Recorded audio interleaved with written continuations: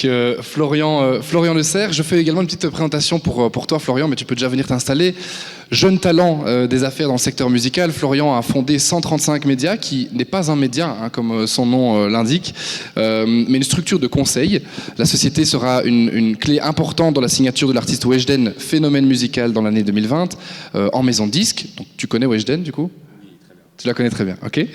En Belgique, tu travailles également sur la carrière des artistes Frénétique ou Tausen, et tu es à l'origine de plusieurs concepts créatifs chez Bouscapé, le média urbain francophone numéro 1. Et à ce titre, tu as pu développer des partenariats entre le média et des marques telles que Apple Music. Rien que ça, quand même. Exactement, je ne sais pas si on m'entend, mais c'est une belle présentation en tout cas. Parfaitement. Bon, Florian, la première fois que j'ai discuté avec toi, c'était en vidéoconférence, c'était il y a quelques mois, en plein confinement, je pense deuxième confinement. Et vu comment tu parlais, j'avais l'impression que tu avais genre 35-40 ans. Tu avais une expérience de fou derrière toi, et en fait, je crois que tu en as 27, c'est ça ? C'est ça, ouais. Donc tu en as au moins 10 de moins, et tu fais 20 cm de plus que ce que j'imaginais. Donc, comme quoi, les préjugés.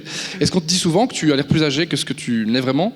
On me le disait plus au début, maintenant on commence à s'y faire. Après, plus ça va, plus je perds des cheveux, donc je pense que ça aide pas à ça va de savoir. pair, quoi. Mais en tout cas, ouais, au début c'était plus flagrant, maintenant ça va.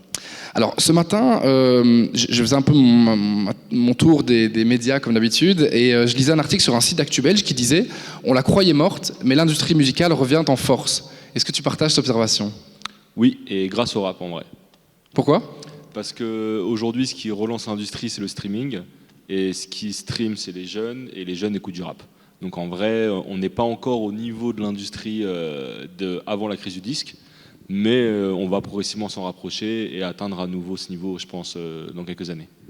On va essayer de le comprendre petit à petit au fur et à mesure des questions, en quoi consiste ton taf en fait au quotidien, parce que ça serait plus simple de dire tu es artiste par exemple, ou tu es un manager, mais c'est encore plus complexe que ça. Ouais. Mais justement sur Instagram, toi tu réalises des vidéos qui s'appellent Rap Deal, puisque c'est ton dada, c'est le domaine du rap, où tu vulgarises certains concepts de l'industrie musicale, ce qui peut faire souvent l'objet de rêves, ou au contraire un peu de désinformation. On peut se dire ces artistes-là ils gagnent blindés, ou au contraire il y a beaucoup de questions que les gens peuvent se poser. Est-ce que le monde de la musique, selon toi, est compliqué ? Moi j'ai ma réponse, mais j'ai envie d'entendre la tienne.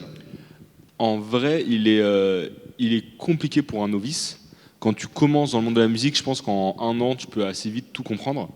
Le problème qu'il y a, c'est qu'aujourd'hui, la plupart des artistes qui arrivent explosent très rapidement, donc ils n'ont pas assez un an pour comprendre. Parce que régulièrement, en fait, c'est un peu comme s'ils apprenaient à passer leur permis sur une Ferrari. Ça va être, ils arrivent, ils font des millions de vues super rapidement, ils se retrouvent dans des rendez-vous très vite, donc c'est compliqué. Mais je pense que quelqu'un qui veut apprendre par lui-même, parce que moi, c'est un peu ce que j'ai pas fait d'études dans la musique.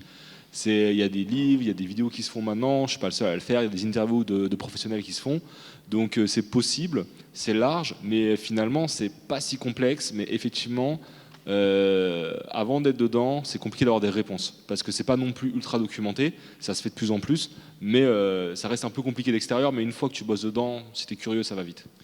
Là, on parle plutôt de la partie business, sur la partie plus artistique maintenant, je me suis toujours dit que la musique, en fait, finalement, c'était très simple à faire, c'est très simple. Les gens autour la rendent compliquée. Les gens du business de la musique la rendent un peu compliquée, j'ai l'impression. Ce qui se passe souvent quand quelqu'un est en indépendant, c'est que ça marche souvent très bien quand il est seul, à son niveau bien sûr, hein. Et dès qu'il commence à signer, effectivement, les gens autour complexifient, parce que c'est leur métier, il faut qu'ils justifient aussi leur poste, et ils complexifient les choses, et en général ça marche moins bien, jusqu'à qu'on arrive à mettre de la simplicité. Donc je pense que la musique en elle-même, elle n'est pas compliquée. Plus elle est naturelle, mieux elle marche, plus le public le ressent, plus ça marche. Maintenant, dès qu'on commence à faire rentrer des compositeurs, on fait rentrer des réalisateurs artistiques, des directeurs artistiques, effectivement ça devient un jeu d'experts. Et à partir du moment où on essaie d'intellectualiser quelque chose qui ne doit pas l'être, on peut potentiellement la rendre plus compliquée pour rien. Après, effectivement, il y a des très bons experts qui font qu'on arrive à avoir des chefs-d'œuvre, comme peut faire un Damso, comme peut faire un Laylo, etc. Mais je pense que de base, la meilleure musique, c'est la plus simple et la plus naturelle. Est-ce que ton rôle, du coup, c'est un peu une sorte de traducteur, si je puis dire, entre la partie compliquée et puis la partie très simple, et de jouer le pont entre les deux milieux ? Alors moi, sur la partie artistique, je ne vais pas intervenir. C'est-à-dire qu'en gros, moi, j'interviens sur la partie business. La partie business est encore plus complexe, parce que finalement, on a des producteurs indépendants, puisque mon taf, c'est d'accompagner les producteurs indépendants dans des partenariats avec des majors ou des gros indés. Et effectivement, mon travail, ça va être d'essayer d'être le traducteur qui va simplifier des termes qui sont pour des gens de l'industrie compris par tout le monde, mais dès que tu sors de l'industrie, finalement, tu les comprends pas. Après, sur la partie artistique, effectivement, régulièrement, on me demande des avis sur des choses, on me demande parce que ça rentre, puisque je fais aussi la stratégie de communication, donc finalement, l'artistique rentre dedans. Et moi, j'ai plutôt le discours de dire faites au plus simple, faites au plus naturel, et c'est ce qui va marcher, parce que votre public va reconnaître que c'est naturel. Qu'est-ce qui est différent entre un artiste qui veut percer aujourd'hui et il y a 10 ans ou 20 ans? La différence, c'est qu'un artiste, quand il voulait percer il y a 10 ans, son seul objectif, c'était de signer en maison de disque, potentiellement lui envoyant des maquettes, parce que ça coûtait trop cher de faire des clips, ça coûtait trop cher d'enregistrer des sons, tout était cher. Et maintenant, il comprend qu'il faut qu'il commence déjà par faire de la musique avec peu de moyens, et qu'après, ça va finir par réunir un public, et que derrière, il pourra signer s'il en a besoin. Mais je pense que l'étape 1 qui était « je veux », en fait, tout simplement, avant, c'était « je veux signer en maison de disque », maintenant, c'est un peu « je veux avoir une communauté et faire des vues », parce que le processus a changé. Alors, j'ai conscience que la question que je vais te poser est difficile, mais un artiste qui veut justement percer ou péter aujourd'hui, quelle stratégie est-ce qu'il doit adopter? Est-ce qu'il doit aller sur TikTok, par exemple, parce que tout le monde dit qu'il faut aller sur TikTok? Est-ce que c'est un passage obligé? Est-ce qu'il faut faire des vidéos cover, parce que tout le monde aime bien faire des vidéos cover? Ou il faut avoir vraiment déjà une vraie stratégie déjà bien définie, gravée dans la roche avant de se lancer? Alors moi, dès qu'un artiste vient me voir en début de carrière pour me demander de la stratégie, je refuse parce que je lui dis que la première stratégie, c'est de faire des choses naturelles. On revient sur la discussion qu'on a eue à l'instant, c'est que le conseil que j'aurais pour quelqu'un qui veut percer aujourd'hui, c'est fais quelque chose que t'aimes, évite de copier tout le monde pour avoir ton propre délire, et par contre, il y a un point qui est important, c'est sois productif. C'est-à-dire fais quelque chose que t'aimes, fais-le souvent, et au bout d'un moment, si t'es bon, tu vas venir par attirer un public. Après, c'est en vrai un gros loto. Il y en a plein qui, on va pas se mentir, n'auront jamais de succès. Mais commencer à faire des stratégies TikTok ou quoi que ce soit, je pense que c'est une fausse bonne idée. Ok. Ouais. Après, TikTok, ça aide énormément de projets à péter. Hein. Mais en vrai, c'est TikTok qui choisit s'ils veulent te faire du TikTok. C'est pas toi qui choisis TikTok de faire du TikTok. Mais c'est vrai que j'ai l'impression que finalement, les gens qui se disent il faut que je fasse du TikTok pour percer, c'est peut-être ceux qui malheureusement ne fonctionneront jamais. Et au contraire, c'est les gens qui s'y retrouvent par hasard, qui, sur un malentendu, commencent à péter. Enfin, ça s'applique également à tous les autres domaines, pas qu'à la musique finalement. Oui, exactement. Je pense que c'est la part de chance est importante. Et forcer le destin, c'est compliqué. Là, je bosse avec un artiste qui a sorti un son en 2019, qui a rien fait dessus particulièrement. Et depuis une semaine, il est numéro 1 des tendances sur TikTok. Sur ce morceau de 2019, il a jamais rien fait depuis. Ouais, ça n'a pas été planifié, quoi. Ça n'a pas été planifié, c'est un hasard, et aujourd'hui, ça pète et on est content. Après, il va falloir enchaîner, et là, il faut remettre de la stratégie, quoi. Ah, c'est ça. C'est là que tu interviens. Ce que je voulais dire, du coup, par le fait qu'il faut pouvoir peut-être trouver sa stratégie, etc., c'est qu'un artiste, j'ai l'impression qu'à l'époque, c'était quand même un peu plus simple. Tu vois, il fallait faire de la bonne musique, plus ou moins, démarcher éventuellement une maison de disque ou l'autre, et puis une belle histoire pouvait commencer.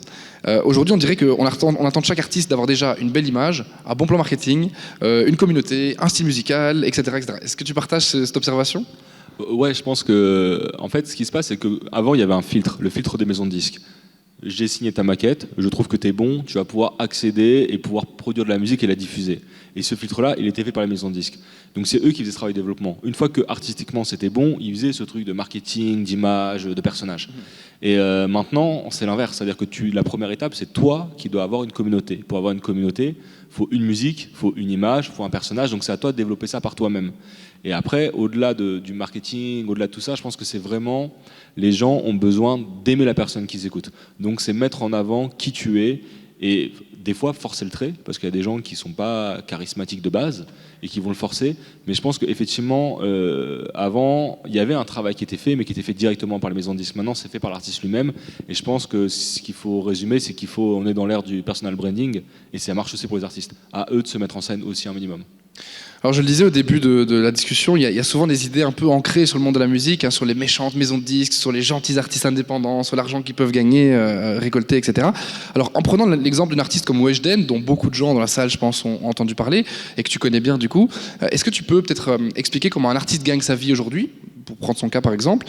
Est-ce que c'est grâce au streaming, grâce à YouTube, on veut YouTube, aux concerts, aux droits d'auteur, aux ventes d'albums? Comment ça se répartit aujourd'hui? Alors c'est propre à chaque artiste. Par exemple, si tu prends Weshden, sans non plus rentrer dans les chiffres, aujourd'hui Weshden, Si tu peux rentrer dans les chiffres. Aujourd'hui Weshden, elle a une source de revenus sur la partie vente de CD. Elle vend autant en physique qu'elle fait de streaming. Ça, c'est plutôt les artistes de variété. Comment c'est possible à une époque où finalement elle a percé, au moment où c'était le Covid, où finalement les magasins étaient fermés, etc. Comment c'est possible qu'elle fasse encore de la vente physique? En gros, dès que ça a été le déconfinement, Donc elle a sorti son album en septembre. Dès novembre, elle a commencé à vendre beaucoup d'albums. Et parce que c'est une typologie d'artiste qui plaît à un public mainstream qui va au-delà du stream. C'est-à-dire qu'en gros, typiquement, une daronne veut faire plaisir à sa fille, elle passe à Leclerc, elle prend un CD de Weshden, elle l'offre pour sa fille. Et ça, c'est le cas de tous les artistes de variété et de pop urbaine, et moins des rappeurs. Donc c'est-à-dire que dans son spectre, Weshden, il y a une part de physique qui est plus importante, qui est égale au stream, là où normalement c'est l'inverse. Après, Weshden, la particularité, c'est qu'elle a une belle image, et elle touche aussi une population précise, les jeunes. Donc finalement, une de ses parts de revenus qui n'est pas le cas pour beaucoup d'artistes, c'est qu'elle a beaucoup de revenus qui viennent aussi des partenariats avec les marques. Et ça, c'est la seule artiste avec qui je travaille où c'est aussi fort en vrai. Après, ça sera les tournées quand il y aura des tournées. Et sur le droit d'auteur, effectivement, elle écrit pas ses textes directement, donc c'est pas elle qui va. Elle a quand même, ça c'est des arrangements qui se font, mais c'est pas là-dessus qu'elle aura le plus de rémunération. Mais la plupart des artistes avec qui je travaille, qui sont plutôt des artistes rap, eux, les revenus, c'est principalement le streaming, très principalement le streaming, et aussi un peu les showcases. Mais justement, j'allais venir du coup au streaming, parce qu'aujourd'hui c'est devenu presque normal pour beaucoup de gens d'avoir un abonnement à Spotify, 10 euros, 15 euros, quelque chose comme ça. Donc moi, si j'ai mon abonnement, que j'écoute tous les jours Nino, Loïc Noté ou Claire Laffut, est-ce que mes 10 euros, ils leur reviennent directement, ils vont dans leur poche? Est-ce que c'est partagé équitablement, quoi? Alors, c'est un peu compliqué. Bon, en gros, tes 10 euros, ils viennent s'ajouter à tous les 10 euros de tout le monde, et à la fin, on distribue au pourcentage d'écoute. C'est-à-dire que si Nino fait 2% des écoutes, on a pris les 10 euros de tout le monde, il prend 2% des 10 euros de tout le monde. Et quand je dis il prend, c'est pas lui, c'est son label, son producteur. Et son producteur, après, va lui reverser un pourcentage du chiffre d'affaires, comme pour les CD. Quand tu mets 10 euros dans un CD, en vrai, l'artiste touche un pourcentage de ces 10 euros. Et après, ça va dépendre de son contrat, parce qu'il peut être son propre producteur, il peut être en licence, il peut être en coproduction, mais en gros, ce qu'il faut retenir, c'est que si tu écoutes beaucoup de rap, tu reverses à beaucoup de rappeurs, tout simplement, et après, eux-mêmes vont recevoir par rapport à leur type de contrat. Ok. Je voulais terminer avec une dernière question, pour revenir sur ton parcours justement avec Bouscapé, qui est un média urbain plutôt connu dans le monde francophone. On avait reçu justement dans une précédente édition à l'ENA FIF, ou non, je pense que c'était ici à Bruxelles en fait. Tu joues donc le rôle de manager stratégique. Ça veut dire quoi, manager stratégique? Manager stratégique, c'est régler les problèmes en vrai. Okay. Et c'est essayer de prendre du recul et d'essayer de voir ce qu'on fera à 2-3 ans, comment on va se diversifier. Et en vrai, c'est aussi un peu un mot fourre-tout pour dire que j'interviens un peu sur tout. Et que comme moi, je suis partiellement chez Bouscapé, puisque la plupart du temps, je les ai consacrés à mon entreprise à moi, ça fait que finalement, j'arrive un peu en support sur plein de sujets avec plus de recul. Et en mettant aussi ce que je vois avec d'autres clients, j'essaie de mettre en place un peu tout, et donc ça peut aller, je peux être appelé en renfort dès qu'un deal devient très important et quand du coup je vais amener la partie négociation. Ça peut être quand il faut créer des nouveaux concepts, je vais apporter des nouveaux concepts. Ça peut être s'il faut faire un plan de recrutement, puisque tout passe quand même par les mecs qui bossent là-bas, et dans ces cas-là, je vais définir de qui on a besoin et essayer de chasser la personne en question. C'est vraiment intervenir sur tout ce qui va faire qu'on va créer de la valeur à un moment. Donc je me concentre sur ce qui crée le plus de valeur. C'est-à-dire que si à un instant T, on a une lacune quelque part, je viens gérer cette lacune-là et je me focus vraiment sur ce qui aujourd'hui peut créer de la valeur pour le média. Donc c'est à la fois gérer un peu les goulots d'étranglement et puis anticiper quelques petits pas en avant par rapport au reste de l'équipe, quoi. Exactement. Alors comment ça se passe du coup la connexion avec Apple Music par exemple? À quel moment est-ce que Tim Cook t'appelle pour venir bosser avec vous?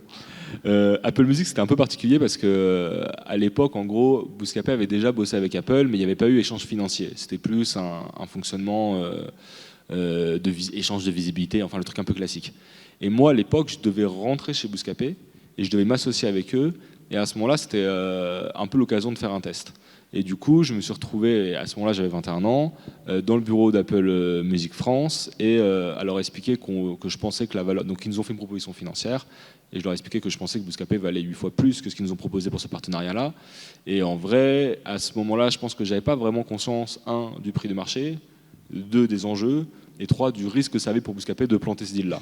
Et finalement, c'est pas plus mal, puisque c'est ce deal-là qui nous a permis, parce que finalement, on a réussi à trouver un terrain d'entente assez cool, ce qui nous a permis après de développer tout ce qu'on a fait après sur Bouscapé. Et en vrai, c'était nouveau, personne ne savait le faire au sein de la boîte, je savais pas non plus le faire, donc c'est pas mal d'impro. Et finalement, à partir du moment où tu crois ce que tu vends, en réalité, tu vois, que ce soit un artiste, une opération ou une marque, si tu crois en ce que tu proposes, normalement, tu arrives à le défendre. Si tu arrives à le défendre, tu arrives à le valoriser et tu arrives à créer de la valeur. Et donc c'est pas Tim Cook qui t'a appelé du coup? Non, c'est pas Tim Cook. Ok, c'est un de ses Malheureusement. amis, un de ses amis Puis proches. je parle pas anglais, donc ça aurait été compliqué. Justement, on va switcher à l'anglais du coup, je te remercie d'avoir bien voulu répondre à toutes ces questions. Est-ce qu'il y a une question, peut-être, je sais qu'il y a des artistes dans la salle, du coup, si vous voulez lever votre micro, n'hésitez pas. Levez la main. Ah voilà, il y a Ibrahim, active ton micro et lance-toi. Ici? Ouais. Ok. Est-ce que le rap c'était mieux avant? Alors, ça dépend de quoi tu parles. Si tu parles artistiquement, ça a toujours été bien et je pense qu'on vit les meilleures années en termes de créativité. Et si tu parles en termes business, je pense que la réponse est simple, c'est mieux maintenant. Voilà. Ouais, tu peux activer le micro peut-être devant toi. Merci beaucoup. J'avais une question. Vous êtes actif dans le marché francophone, enfin français plutôt, et le marché belge. C'est quoi pour vous la grosse différence entre les deux marchés, le public, la manière de consommer le rap et le tout? Effectivement, déjà merci pour la question. Et effectivement, nous on bosse quand même principalement les artistes français, enfin de France, et on bosse aussi avec quelques artistes belges, dont Frénétique, dont Tossen. Et en vrai, si je devais donner la différence, je pense que c'est plus dur quand même de partir de Belgique. De réussir à émerger quand tu es en Belgique, parce que finalement tes accès aux médias français, aux maisons de disques françaises, ils sont quand même plus compliqués. Et je pense que le public belge, c'est un bon public, mais la musique belge, à mon avis, est musicalement plus exigeante. Enfin, j'ai tendance à dire que si tu arrives à passer le filtre de la Belgique pour arriver jusqu'en France, c'est que déjà tu as réussi à passer un filtre de qualité. Donc j'ai tendance à dire que les artistes belges proposent quelque chose d'artistiquement relativement plus poussé que les artistes émergents français. Parce qu'en fait, les artistes émergents français, ils émergent plus facilement. Donc du coup, si on doit passer le filtre en gros de la frontière, c'est que déjà musicalement, tu as été plus loin et que tu as réussi à émerger jusqu'en France. Après, sinon, au niveau du public, je le connais pas tant que ça. Je connais plus ces artistes qui le font. Mais après, c'est vrai que les artistes belges, pour la plupart, ceux avec qui je travaille, sont quand même assez bien connectés en France. Et une des premières étapes qu'ils ont à franchir, c'est d'avoir un entourage connecté chez nous. On parlait de Tossen, elle bosse notamment avec Anissa qui manageait Damso à un moment. On parle de Frénétique qui est coproduit par Blue Sky, un label français très bien implanté. Donc je pense qu'il y a une question de connexion. Et pour une dernière chose, je trouve que les entourages des artistes belges sont vraiment cool, sont vraiment dans un bon état d'esprit et ils sont, je pense qu'ils sont plus dans l'idée d'apprendre et un peu moins dans la compétition. En tout cas, c'est l'impression que j'en ai avec ceux avec qui j'ai travaillé, que les artistes français qui sont tout de suite plus en compétition. Mais après, c'est ceux que j'ai vus, j'ai eu des belles rencontres avec des artistes belges, et je ne pourrais pas faire une généralité quand même. Étant donné qu'on est dans un haut lieu de la Belgique, parlons peut-être des artistes néerlandophones aussi. Alors on sait qu'en Hollande, par exemple, il y a une très très grosse scène. Dans le nord du pays aussi, à Bruxelles, on peut citer des personnes comme Zangeregui, par exemple. Je ne sais pas si c'est un nom qui te parle. Est-ce que tu crois qu'un artiste néerlandophone pourrait percer en France, par exemple, ou en tout cas dans le milieu francophone, vraiment à une haute échelle? Je pense que c'est compliqué parce qu'aujourd'hui, les artistes, en fait, il y a la barrière de la langue qui est énorme. Et aujourd'hui, même un mec comme Drake ou un mec comme Kanye West, quand il sort un projet, en France, il va être moins écouté qu'un artiste, par exemple, comme Dahuzi ou comme Leto. C'est-à-dire qu'en vrai, ils sont très connus, on en parle beaucoup sur les réseaux, on regarde pas mal leurs clips, mais finalement, il y a une barrière de la langue qui font qu'ils ne sont pas si écoutés, si populaires que ça, alors que c'est des stars mondiales. Donc je pense à quelqu'un qui ne chante pas en anglais, qui ne rappe pas en anglais, ça va être encore plus dur. Après, ça n'empêche pas qu'il peut y avoir un tube qui passe et qui explose, mais pas de là, je pense, à créer une vraie scène auprès d'un public francophone. Ok, pas encore en tout cas. Pas encore. Pas encore. Peut-être une dernière question? Ah ouais.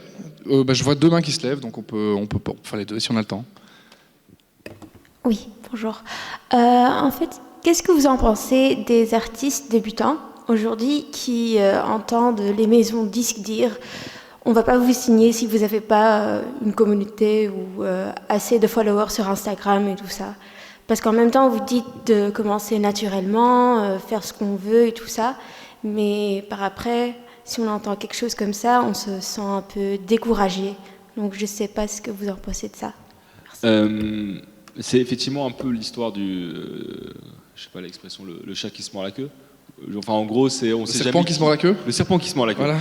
Et on ne sait jamais par qui commencer. En fait, je pense qu'il y a une réalité business dans l'industrie, c'est que les maisons de disques Aujourd'hui, il y a énormément d'artistes qui ont émergé et elles ne peuvent pas produire tout le monde.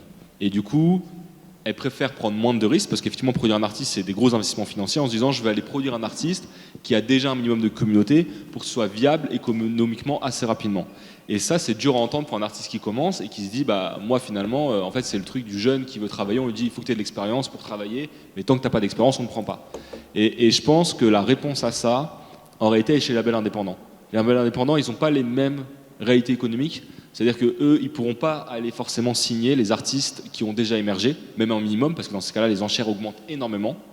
Et donc du coup, eux, ils ont plutôt tendance à se concentrer sur des artistes qui débutent et sur lesquels ils ont des coups de cœur musicaux. Et eux, ils vont faire des investissements qui sont plus légers que les maisons de disques, parce qu'ils vont s'arranger de plein de manières différentes pour après atteindre une taille critique et potentiellement trouver un partenaire. Donc je pense que la solution à ces artistes-là, c'est soit par eux-mêmes d'arriver à atteindre un certain niveau en investissant par eux-mêmes s'ils en ont les moyens, soit de trouver un label indépendant qui comprend leur musique, qui leur plaît par rapport aux artistes qui travaillent déjà, et ce label indépendant va faire ce travail de démarrage avant d'aller potentiellement chercher un partenaire plus lourd, plus imposant, une industrie en fait qui va permettre de transformer le projet.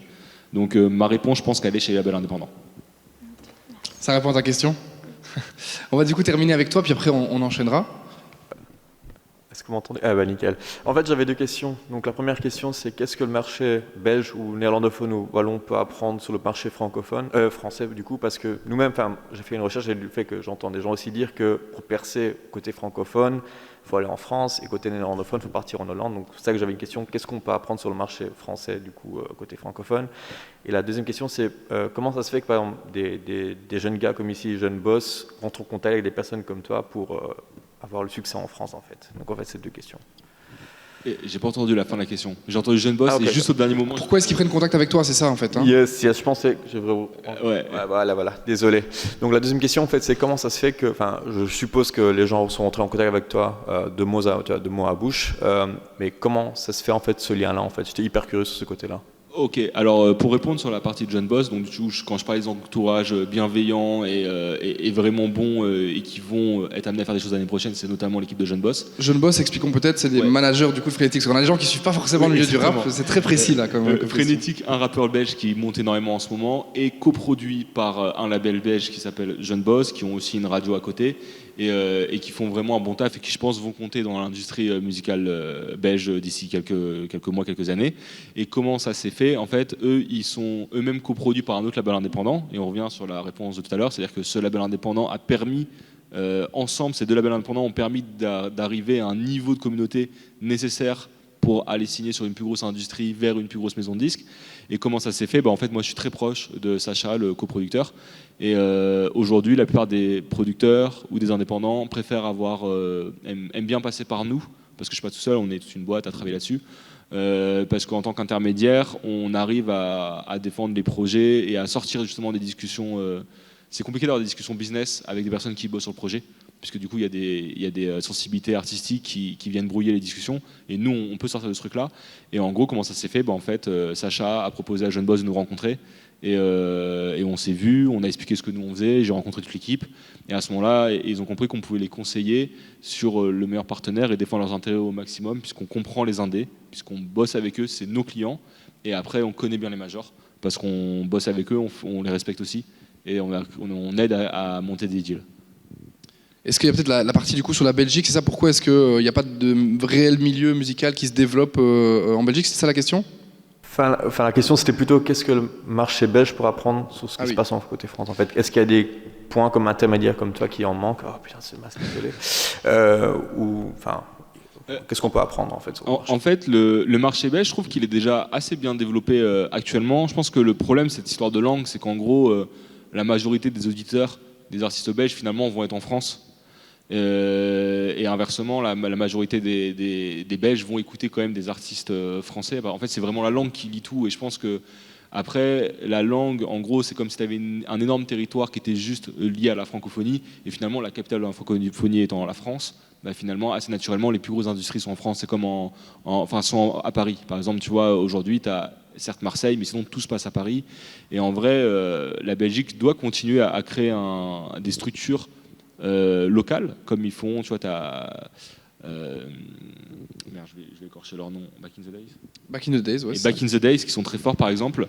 Et t'as Jeune Boss, t'as tout plein de labels qui en fait vont créer ce terreau local, mais assez naturellement, quand il va falloir passer à un step supérieur, ils vont lier des partenariats avec des boîtes françaises. Mais c'est compliqué de viser uniquement local, parce que par exemple, il y a des médias qui essayent en Belgique de se focus sur les artistes belges, mais finalement, ça reste une niche. Et en vrai, les artistes belges vont dans les médias français. Donc ils n'ont pas une exclusivité. Donc à un moment, c'est dur quand tu es un média local de Bruxelles, par exemple, de dire OK, je vais parler qu'à des Belges, avec des artistes belges, parce que finalement, ces artistes-là vont aller sur les médias français. C'est le public français aussi qui va consommer ces médias-là. Je pense qu'il y a des médias comme Tarmac, par exemple, qui sont très populaires, ou alors Check Check, qui sont populaires en France. Et finalement, s'ils font que des artistes belges, ils ferment une partie du public français qui est majoritaire chez eux. Et inversement, les artistes belges n'iront pas que chez eux. Donc je pense que tu ne peux pas réfléchir que Belgique, tu es obligé de réfléchir un peu Belgique et France, quoi. Je propose en tout cas que vous puissiez continuer cette discussion-là qui est qui rentre vraiment dans les détails peut-être après la conférence, puisqu'il y en aura l'occasion. Un grand merci pour son intervention, Merci pour Florian. l'invitation et merci à vous. On peut l'applaudir.